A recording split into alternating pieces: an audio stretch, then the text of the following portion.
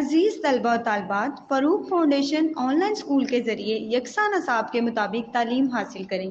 اگر ہماری ویڈیوز پسند آئیں تو چینل کو سبسکرائب کریں اور دوستوں کے ساتھ شیئر کریں اور بیل آئیکن کو لازمی دبائیں تاکہ آئندہ آنے والی تعلیمی ویڈیوز آپ حاصل کر سکیں۔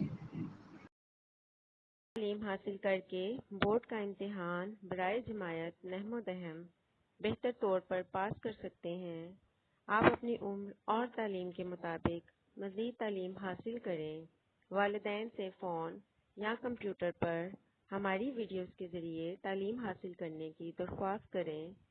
روزانہ 1 سے 2 گھنٹے آن لائن پڑھائی کریں اور جب آپ اسکول جائیں گے تو آپ کو مزید کسی مدد کی ضرورت نہیں ہوگی۔ اس طرح پڑھائی کر کے اپنا وقت اور والدین اخراجات میں بچت کر سکتے ہیں۔ آن لائن اسکول کی کوئی فیس نہیں ہے۔ زوم پر بھی کلاسز کا فائدہ اٹھا سکیں گے۔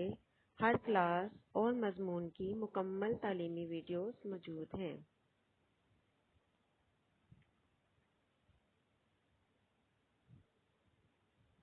عزیز طلباء،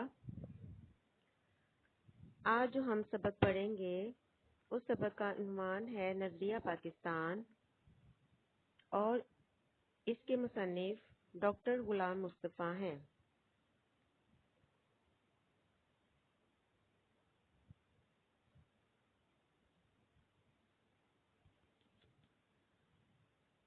سبق کی پڑھائی سے پہلے ہم مصنف کے بارے میں جانیں گے۔ ڈاکٹر غلام مصطفیٰ 1912 میں پیدا ہوئے اور ان کی وفات 2005 کی ہے۔ ان کی پیدائش کا جو علاقہ ہے وہ جبل پور ہے۔ جبل پور میں پیدا ہوئے۔ 1928 میں انجمن اسلامیہ ہائی اسکول جبل پور سے 9ویں جماعت پاس کر کے علی گڑھ چلے گئے۔ علی گڑھ یونیورسٹی سے LLB، MA اردو، MA فارسی کی ڈگریاں حاصل کیں۔ علی گڑھ جیسا کہ آپ کو معلوم ہے کہ سر سید احمد خان کا بنایا گیا ادارہ ہے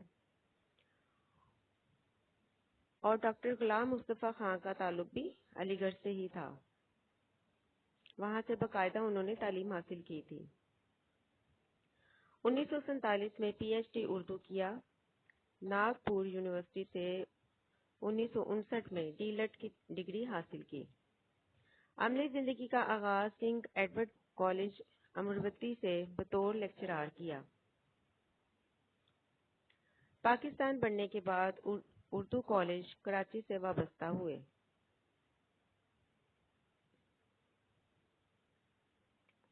سندھ یونیورسٹی میں صدر شعبہ اردو کے طور پر خدمات انجام دی۔ انہیں ستارہ امتیاز، نقوش ایوارڈ اور اقبال ایوارڈ اور نشان سپاس ملا۔ ایک قابل شخصیت تھی۔ اپنی خدمات کے عوض انہیں ستارہ امتیاز سے نوازا گیا، اقبال ایوارڈ اور نشان سپاس بھی ملا۔ انہوں نے مذہب، پاکستانیت، ادب، تصوف اور اخلاق جیسے موضوعات پر لکھا۔ ان کی تحریر کے جو باقاعدہ موضوعات تھے ان میں اخلاق، تصوف، پاکستانیات اور مذہب شامل ہے۔ ان کی تحریریں زیادہ تر معرب اور مفرس ہوتی ہیں، یعنی عربی اور فارسی الفاظ پر مشتمل ہوتی ہیں۔ عام قارئین کے لیے لکھے گئے مضامین کتب کی زبان سادہ، سلیس اور عام فہم ہے۔ جو عام پڑھنے والے قاری ہے ان کے لیے وہ بڑی سادہ اور آسان زبان استعمال کرتے ہیں۔ انہوں نے اردو، فارسی، عربی اور انگریزی زبانوں میں 100 سے زیادہ کتب تصنیف کی۔ ان کی کتب میں سید حسین غزنوی حیات اور کارنامے، سراج البیان، اقبال اور قرآن اور تنقید و تحقیق اہم ہیں۔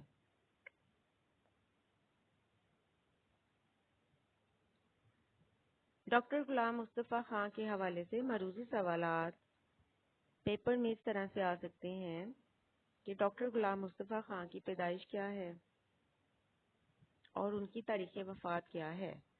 ڈاکٹر غلام مصطفیٰ خان کی تاریخ پیدائش 1912 ہے جبکہ ان کی تاریخ وفات 2005 ہے۔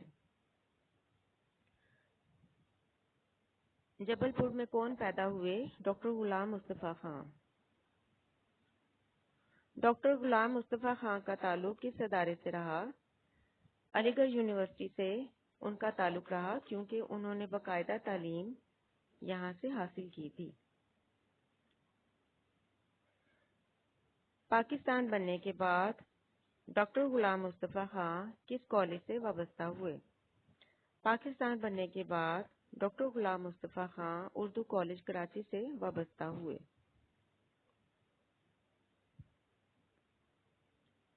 ڈاکٹر غلام مصطفیٰ خان کس صوبے میں صدر شعبہ اردو کے طور پر خدمات انجام دیتے رہے؟ سندھ یونیورسٹی میں وہ صدر شعبہ اردو کے طور پر خدمات انجام دیتے رہے۔ ڈاکٹر غلام مصطفیٰ خان کو کس ایوارڈ سے نوازا گیا؟ انہیں ستارہ امتیاز، نقوش ایوارڈ، اقبال ایوارڈ اور نشان سپاس ملا۔ ڈاکٹر غلام مصطفیٰ خان کی تحریروں کے موضوعات کیا تھے؟ ان کی تحریروں کے موضوعات مذہب، پاکستانیات، تصوف اور اخلاق شامل ہیں۔ سراج البیان کس کی کتاب ہے؟ سراج البیان ڈاکٹر غلام مصطفیٰ خان کی کتاب ہے۔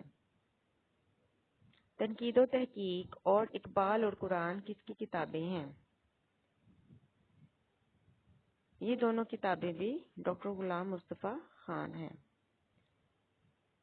ڈاکٹر غلام مصطفیٰ خان کی کتابوں کا تخمینہ کتنا لگایا جاتا ہے؟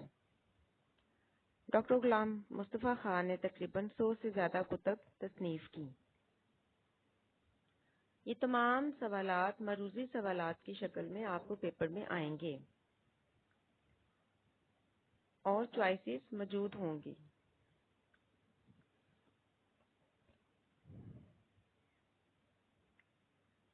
اس سبق میں آنے والے مشکل الفاظ کے معنی دیکھیے۔ رواداری، تحمل مزاجی، بے تعصبی۔ ایسا شخص جس میں کوئی تعصب نہ ہو، یعنی صبر اور تحمل کا پیکر ہو۔ کفر، اللہ کو نہ ماننے والا، انکار کرنا۔ غلبہ، تسلط یا قبضہ، رواج پانا یا لاگو ہونا۔ جھیلنا، برداشت کرنا، سہنا۔ نفاق، نا اتفاقی۔ قدم جمانا، قبضہ کرنا، مضبوطی حاصل کرنا۔ ولولہ، امنگ یا جوش۔ مستحکم، مضبوط۔ اصلاح، درستی۔ شیوا، طریقہ اشعار۔ کفر الالحاد، اللہ کو نہ ماننا اور دین سے پھر جانا۔ کفر کہتے ہیں نہ ماننا اللہ تعالیٰ کو، اور الحاد کہتے ہیں اپنے دین سے پھر جانا۔ عمل اور دخل، قبضہ اور اختیار۔ محض، صرف۔ فروغ دینا، ترقی دینا یا بڑھانا۔ زوال، تنزلی۔ انتشار، منتشر ہونا، بے چینی پھیلانا۔ اقتدار، حکومت۔ مفاہمت، صلح۔ احساس کمتری، دوسروں سے کمتر ہونے کا احساس۔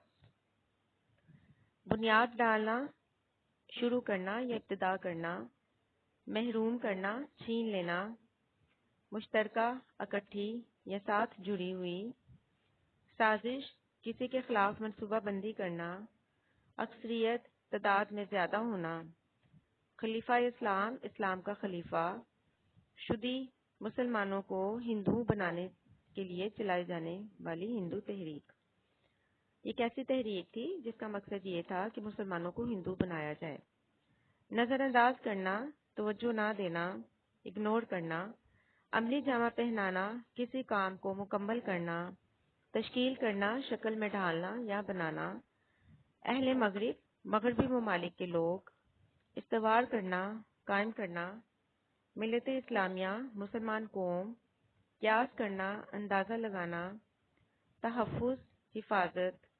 قابض ہونا، اپنے قبضے میں لینا، رفیق ساتھی یا دوست، ذکر نقصان، عظیم بڑا، بہم پہنچانا، فراہم کرنا، مہیا کرنا، تسلیم کرنا، مان لینا، تجویز مشورہ، واضح کرنا، ظاہر کرنا یا نمایاں کرنا، مفکرین سوچ بچار کرنے والے لوگ، وسعت پھیلاؤ، اقلیت تعداد میں کم ہونا، تصور خیال، جمعیت ایک گروہ کو کہتے ہیں، اکٹھا کرنا، نمایاں واضح یا ظاہر کرنا، برعکس الٹ، طرز معاشرت، رہنے کے طور طریقے، مستقبل آنے والا زمانہ، اخوت بھائی چارہ، عدل برابر برابر تقسیم کرنا، ترویج رائج کرنا،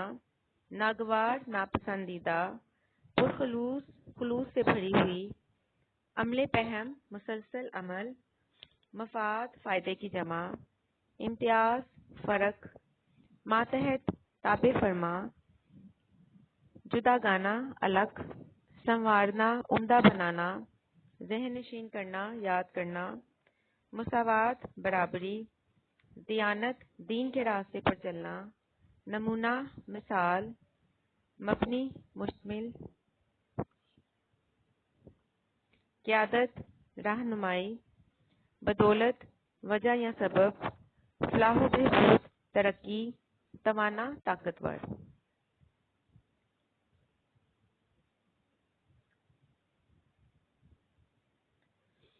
ان تمام الفاظ کے معنی آپ یاد کر کے اپنی نوٹ بک پر تحریر کریں گے۔ یہ الفاظ معنی آپ کو سبق کے تفہیم میں کارآمد ثابت ہوں گے۔ نظریہ پاکستان۔ نظریہ سوچ کو کہا جاتا ہے، تصور کو کہا جاتا ہے، وہ سوچ جو بنیاد بنی پاکستان کے وجود کی۔ اس نظریے کو پیش کرنے والے سب سے پہلے سر سید احمد خان تھے، جنہوں نے یہ تصور دیا تھا کہ ہندوستان میں دو الگ قومیں آباد ہیں،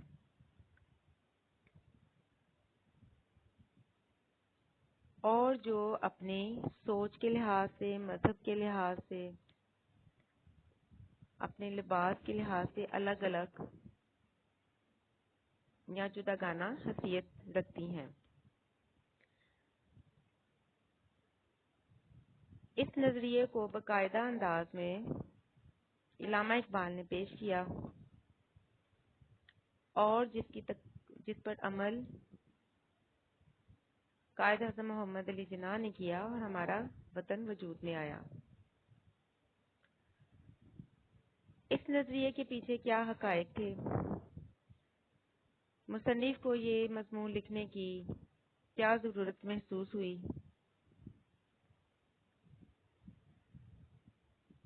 اور پاکستان بننے کے مقاصد اور اس میں اہم شخصیات کے کارناموں کے بارے میں ہم اس سبق میں پڑھیں گے۔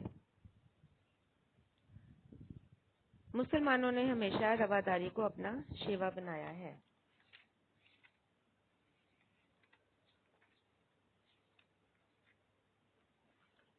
لیکن جب کفر اور الحاد غلبہ حاصل کرنا چاہتا ہے تو مسلمان اس کے مقابلے کے لیے ڈٹ کر کھڑا ہو جاتا ہے۔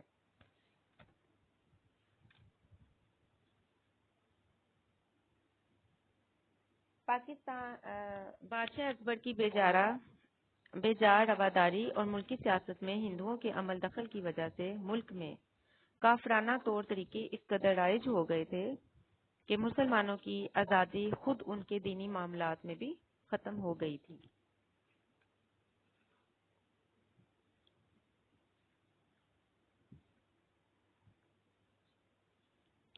مسلمانوں نے ہمیشہ تحمل مزاجی سے کام لیا اور اسی کو اپنائے رکھا۔ بے تعصبی یا تعصب پیدا کرنا مسلمانوں کا شیوا کبھی بھی نہیں رہا۔ مسلمانوں کی زندگی کا مقصد یہ کبھی بھی نہیں رہا کہ معاشرے میں بے تعصب پیدا ہو۔ بے تعصبی کیوں پیدا ہوتی ہے؟ جب دو مذاہب کا ٹکراؤ پیدا ہو جاتا ہے تو وہاں پر چونکہ دونوں مذہب اپنے اپنے عقائد اور تصورات کے حوالے سے حساس ہوتے ہیں، تو یہ ایک فطری بات ہے کہ دو مختلف مذاہب یا دو مختلف نظریے رکھنے والے افراد کا ٹکراؤ پیدا ہو جائے، ان کے خیالات اور ان کی سوچ میں آپس میں ایک تضاد پیدا ہونے کی وجہ سے انتشار پیدا ہونے کا معاشرے میں اندیشہ ہوتا ہے۔ لہٰذا مسلمانوں کا یہ شیوا کبھی بھی نہیں رہا کہ وہ معاشرے میں کسی قسم کا کوئی انتشار پیدا کریں یا بے تعصبی پیدا کریں، لیکن جب زبردستی کفر کو پھیلایا جائے یا زبردستی مسلمانوں کو اس چیز پر مجبور کیا جائے کہ وہ اپنے دین سے جو ہے وہ متنفر ہو جائیں یا دین سے پھر جائیں، تو مسلمان جو ہے وہ ہمیشہ اپنے مذہب کے تحفظ کے لیے یا اسلام کے تحفظ کے لیے ڈٹ کر کھڑا ہو جاتا ہے اور مقابلے کے لیے ہر وقت تیار رہتا ہے، کمر بستہ رہتا ہے۔ ہندوستان کا مشہور بادشاہ اکبر نے جب ملکی معاملات یا سیاست میں ہندوؤں کا بہت زیادہ عمل دخل کرنا شروع کر دیا اور وہ بادشاہ کو ایسے مشورے دینے لگے جس کی وجہ سے کافرانہ طور طریقے اس قدر رائج ہو گئے تھے کہ مسلمانوں کی جو آزادی تھی اور دینی خود مختاری وہ ختم ہونا شروع ہو گئی تھی۔ مسلمانوں کو بہتر انداز میں اپنے مذہب پر عمل کرنے سے روکا جانے لگا تھا۔ چنانچہ اکبر کے آخری دور میں اسلام کی سربلندی کے لیے حضرت مجدد الثانی کھڑے ہوئے، یعنی جب بادشاہ اکبر نے بہت سارے ہندوؤں کو یا دوسرے مذہب کے لوگوں کو جو ہے وہ ان سے بیجا مشورے کرنے شروع کر دیے، تو پھر اسلام کے بچاؤ کے لیے یا اسلام کی سربلندی کے لیے حضرت مجدد الثانی جو نقش بندیہ سلسلے کی ایک اہم شخصیت ہیں، ایک بزرگ ہیں، وہ انہوں نے اس کے خلاف ایک تحریک چلائی۔ آپ نے جہانگیر کے زمانے میں محض دین کی خاطر قید و بند کی سختیاں جھیلیں اور اسلامی قدروں کو نئے سرے سے فروغ دیا۔ ان کے اثر سے شاہ جہاں اور اس کے بعد اس کا بیٹا اورنگزیب دین کا خادم بنا، لیکن اورنگزیب کے بعد اس کے بیٹوں کے باہمی نفاق اور کمزوری کی وجہ سے مغلیہ سلطنت کا زوال شروع ہو گیا۔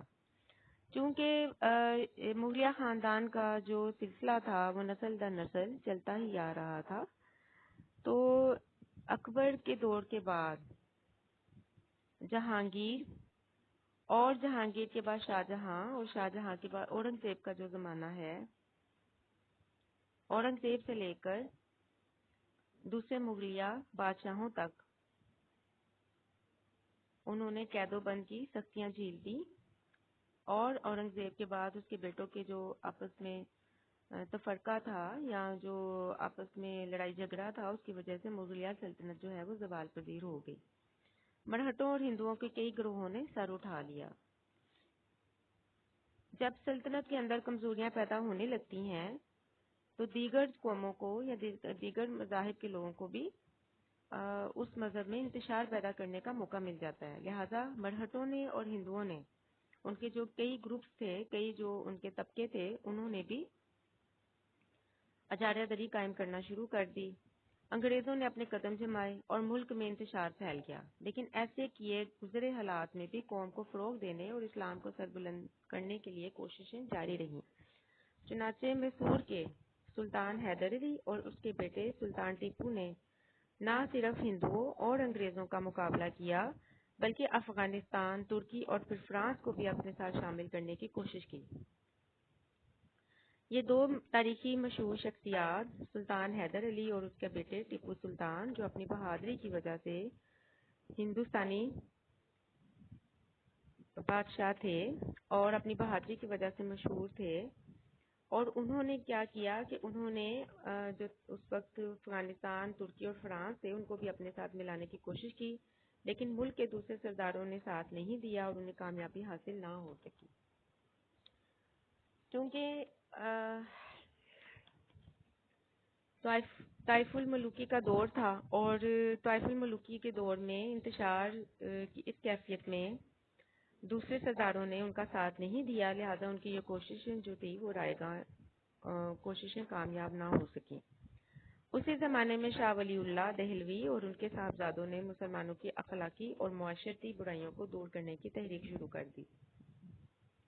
پھر جو دوسرے بزرگ آئے، شاہ ولی اللہ جو عالم دین بھی تھے اور مسلح بھی تھے، انہوں نے ان کا زمانہ 1703 سے لے کر 1763 تک کا ہے، شاہ ولی اللہ کا زمانہ، اور جو حضرت مجدد الثانی کا زمانہ ہے وہ 1564 سے لے کر 1624 تک کا ہے۔ شاہ ولی اللہ نے اپنے دو بیٹوں کے ساتھ مل کر مسلمانوں کی جو مسلمان معاشرے کے اندر جو برائیاں پیدا ہو رہی تھیں اس کے خلاف تحریک شروع کی تاکہ ان برائیوں کو دور کیا جا سکے۔ پھر ان کے پوتے شاہ اسماعیل نے اپنے مرشد سید احمد بریلوی کے ساتھ اسلامی اصولوں کو دوبارہ رائج کرنے اور ملک کو غلامی سے آزاد کرانے کی کوشش میں 1831 میں اپنی جانیں قربان کر دی۔ شاہ اسماعیل شہید جو اور ان کے اپنے مرشد جو تھے انہوں نے بھی ملک کو غلامی سے آزاد کرانے کے لیے کوششیں شروع کی، اور اسی کوشش میں انہوں نے اپنی جان کا نذرانہ بھی پیش کیا، اور ان کی تاریخ وفات 1831 ہے، اور انہوں نے بالا کوٹ سائڈ سے یہ جنگ لڑتے ہوئے شہید ہوئے تھے۔ تاہم انہوں نے مسلمانوں کے ولولوں میں مسلمان کے دلوں میں جوش اور ولولہ پیدا کر دیا تھا، چنانچہ 1857 کی جنگ آزادی میں مسلمانوں نے پھر اپنے قدم جمانے شروع کر دیے، لیکن انگریزی اقتدار مستحکم ہو چکا تھا، اس لیے انہیں کامیابی نہ ہو سکی۔ مسلمانوں کو پسپا کرنے کے لیے مرہٹے، ہندو اور انگریز تینوں یہ طاق میں تھے کہ کسی طرح سے مسلمانوں کو دبا دیا جائے۔ اس زمانے میں سر سید نے مجبوراً انگریزوں سے مفاہمت کو غنیمت جانا۔ سر سید چونکہ دور اندیش قسم کے لیڈر تھے، لہذا انہوں نے اسی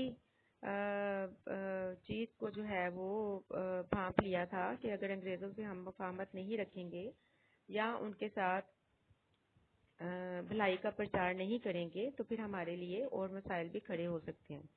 تو انہوں نے مسلمانوں کو قوم کی اخلاقی اور تہذیبی اصلاح کی طرف توجہ دینا شروع کر دی اور ان کے دلوں سے احساس کمتری کو دور کرنے کی کوشش بھی کی۔ چونکہ مسلمان ان تمام قوموں کے زیر اثر تھے اور اپنے آپ کو ایک ترقی یافتہ قوم نہیں سمجھتے تھے، لہذا ان کے دلوں کے اندر ایک احساس کمتری پیدا ہو چکی تھی، اور سر سید نے بھرپور کردار ادا کیا کہ ان کی تہذیبی اور اخلاقی اصلاح کی جائے تاکہ وہ دوبارہ سے سر اٹھا کر معاشرے میں اپنے آپ کو یا اپنا کھویا ہوا مقام حاصل کر سکیں۔ 1885 میں ہندوؤں نے کانگریس کی بنیاد ڈالی اور ظاہر یہ کیا کہ وہ ملک کی تمام قوموں کو ان کے حقوق دلوائیں گے، لیکن بعد میں پتہ چلا کہ وہ صرف اپنے حقوق کا تحفظ چاہتے ہیں۔ ہندو چونکہ ایک عیار اور چلاک قوم ہے، لہذا انہوں نے بھی کانگریس بنا کر یہ ظاہر کیا کہ وہ جتنی بھی دوسری قومیں ہیں ان کے حقوق کے لیے آواز اٹھائیں گے، اور حالانکہ یہ تحریک جو تھی یہ مسلمانوں کے حق میں نہیں تھی، انہوں نے مسلمانوں کو ان کے کاروبار سے محروم کرنے کی کوشش کی اور وہ سرکاری ملازمتوں پر بھی قابض ہو گئے۔ نیز انہوں نے مسلمانوں کی مشترکہ زبان اردو کے مقابلے میں ہندی کو قائم کر دیا، یعنی مسلمانوں کو ہر طرح سے دبانے کی کوشش کی جا رہی تھی۔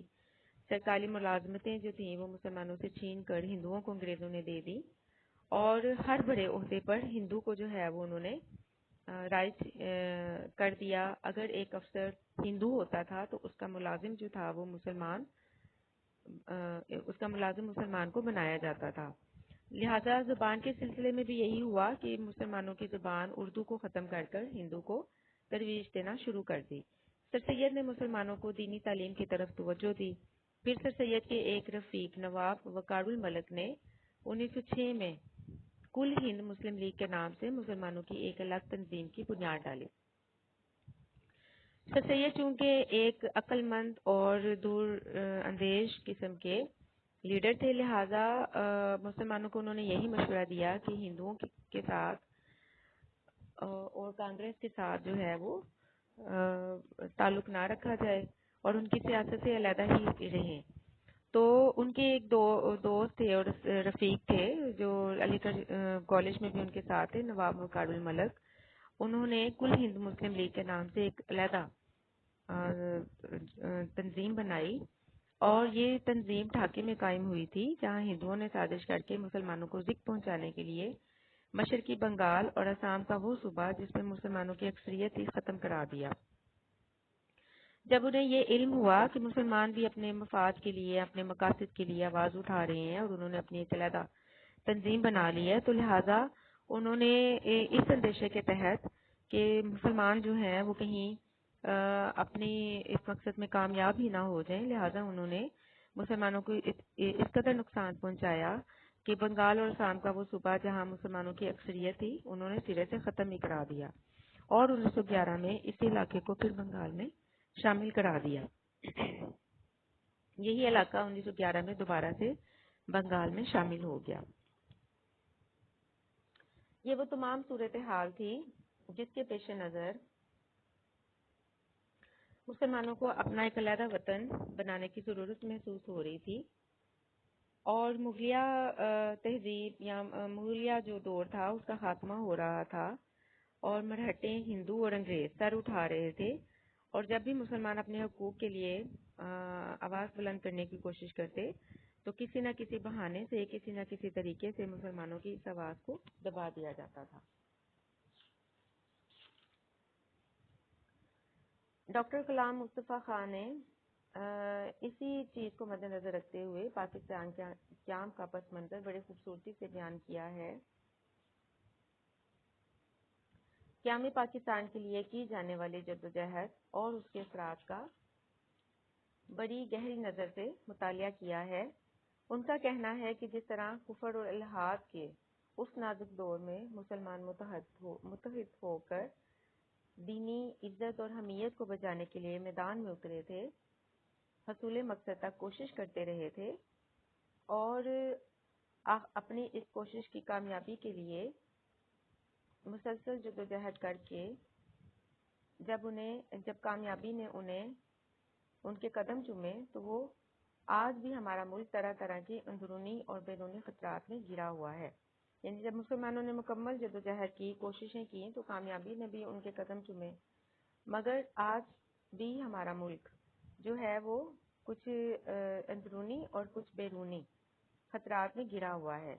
آج بھی انہیں اسی جذبہ عمل کی ضرورت ہے، آج بھی پھر ہمیں نئے سرے سے شرازہ بندی کی ضرورت ہے۔ ایک ملت اور ایک قوم ہونے کے ناطے آپس میں متحد ہونے کی ضرورت ہے۔ جب تک ہم متحد رہیں گے تب تک ہم ایک قوم بن کر ابھر سکیں گے، اور اگر ایسا ہو جائے تو ہم بھی آج دوسری ترقی یافتہ قوموں کے شانہ بشانہ کھڑے ہو سکتے ہیں۔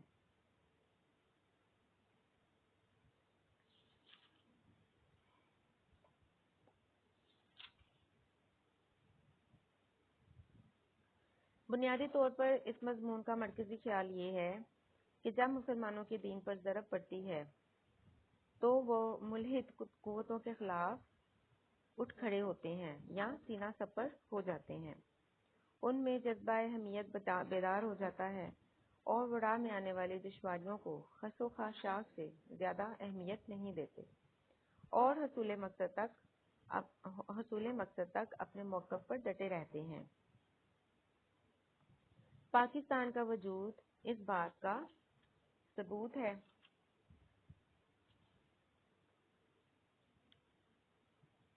اور پاکستان جس طرح مارز وجود میں آیا اس کی تصویر کشی بڑے خوبصورت انداز میں ڈاکٹر غلام مصطفیٰ خان نے کی ہے۔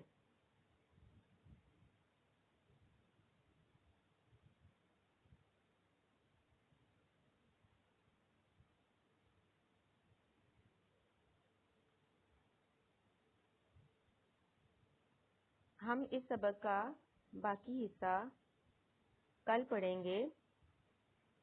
آپ نے اس سبق کی خود سے بھی ایک دفعہ پڑھائی کرنی ہے اور اس کی تاریخ کو اور اس کے پس منظر کو کہ پاکستان کیوں وجود میں آیا اور اس کے پیچھے کیا محرکات تھے اس کو سمجھنے کی کوشش کرنی ہے۔ آپ کو اس حوالے سے سبق کے اندر سے بھی بہت سے معروضی سوالات پیپر میں آ سکتے ہیں۔ کل ہم اس سبق کا باقی حصہ پڑھیں گے۔